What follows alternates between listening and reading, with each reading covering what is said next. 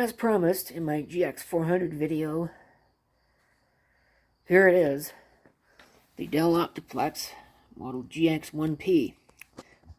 You already know pretty much everything you need to know about this machine. Well, almost. But you can see that this obviously has a history.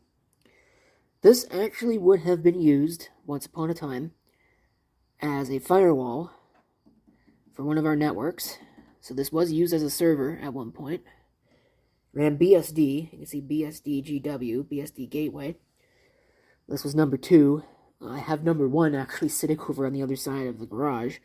That was a GX110. Yeah, GX110, which you'll probably also see a video, but I've already made a video of a GX110, and I'm probably not going to keep that system because it's not that interesting.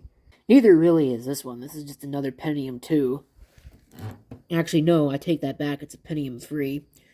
I thought it was a Pentium 2, but no, it's Pentium 3. So it's actually got a slot CPU, as you saw. A slot, I think they called it a slot 2, or maybe it was a slot 1. I don't remember if there were multiple different revisions to the slot architecture for Intel. But either way, it's a slotted CPU. It's not a slot kit adapter either. We've got 2 optical drives. This, I believe, is the original standard compact disc, or maybe it's a replacement because it's not quite as yellowed. And this is actually a burner, CD or W drive. And obviously there's a blank there. There's a vent. There's your power switch, reset, hard drive LED. There's this here. You can see the case is actually already ajar. I really don't like these cases. They're kind of a pain to get the side panel back on. So that's probably why that's ajar like that.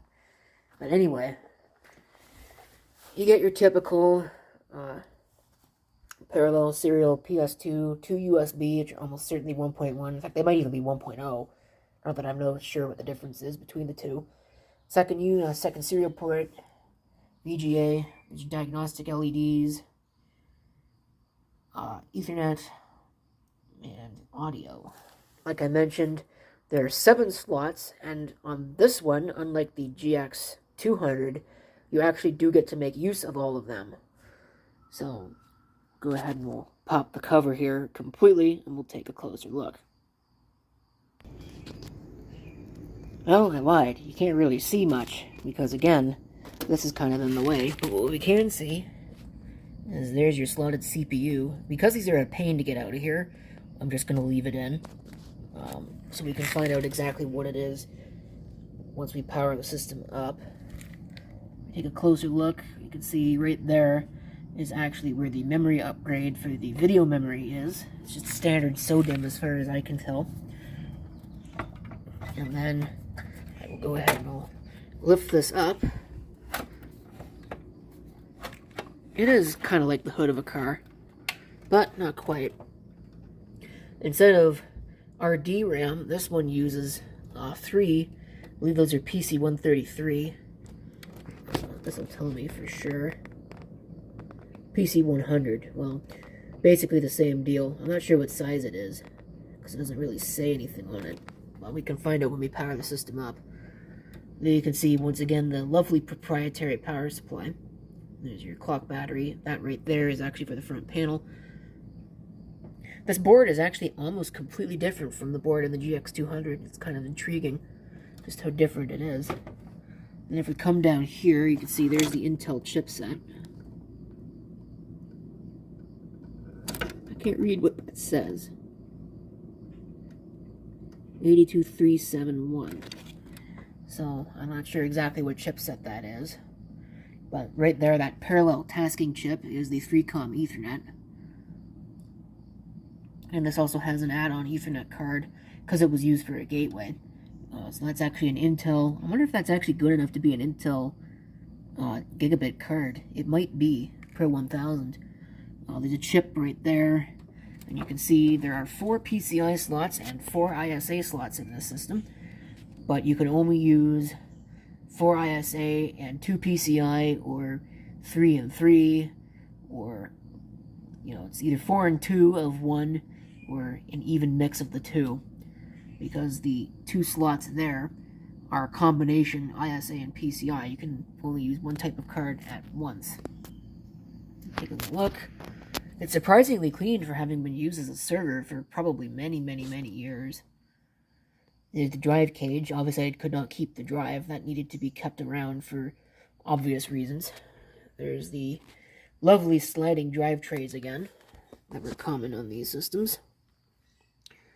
So I don't think there's a whole lot else I can say about the machine itself. What I'm going to do is I'm going to actually take this out, because it just screws into place. And it goes like that.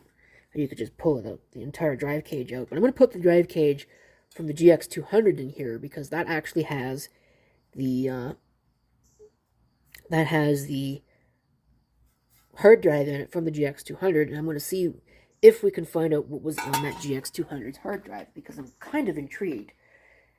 It may or may not boot up, depending upon what chipset is actually in this system versus what was in the GX200. Well, I think it's fair to say I got quite a bit sidetracked, but I did install the drive cage. You see it there. There's the old one. It doesn't have the arrow on it, but I guess it doesn't really matter. There's the drive from the GX200.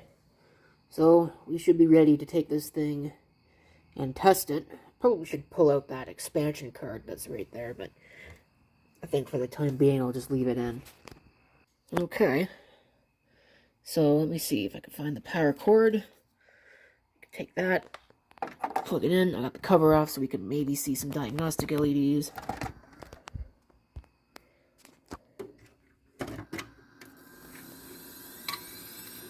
Oh, no diagnostic LEDs, but have video. Dell Optiplex GX1 450 MTBR. Cover was previously removed.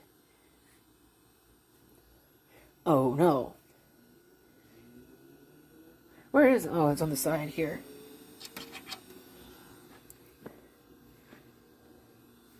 Kind of intrigued. You can't see any diagnostic LEDs. I thought they were diagnostic LEDs. Maybe they're not. I'm not sure why this is taking so long. Either these optical drives work. Okay, that one works. But this one. Yep. Invalid configuration information. Intel boot agent. That's for the onboard card, which I'm actually kind of amazed has a boot ROM. F2 to run setup. Oh, hey, look at this. This is the old style setup utility. Version A10, so it's probably completely up to date. EIDE 20 gigs, so it does actually see it.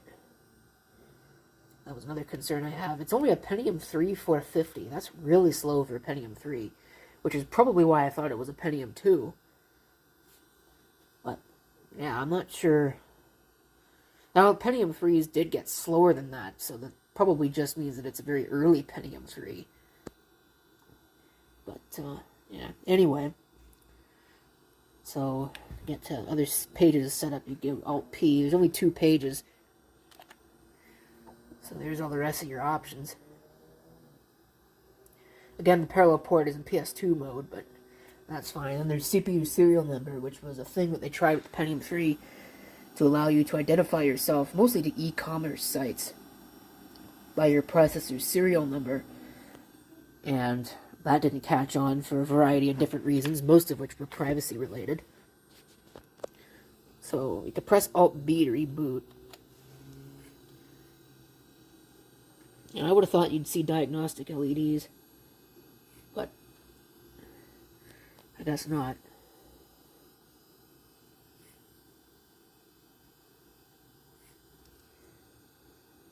Look at that. Is that the optical drive?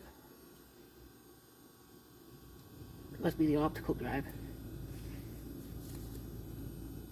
This thing takes a long time to post. Probably wouldn't be so bad if I had the battery. Or if the battery was good, so I'm going to have to replace that battery. So, and we'll get to see, once this does finally post, what's on the drive from the GX200. Norton, go back. Your PC clock. Yeah, it is. No. Don't really care. What is it running? Windows 2000. Okay. So that probably means it's going to have a password on it. And it just rebooted, so it's not even going to boot. Well, that's disappointing. Press F8. Let's try safe mode. Nope, just rebooted again. So, well, that sucks. Systems are just different enough that it won't work. I wonder if maybe I can try the GX110 if it'd work in there, but, well, maybe I'll have to. I'll just replace this drive with another one, with a 40 gigabyte drive. But I think that's pretty much it for that anyway. There's not much else that I can think of to say. I have a GX1p in my possession now. So, there's your GX1 video. Thank you for watching, and if you have any comments, feel free to leave them down below.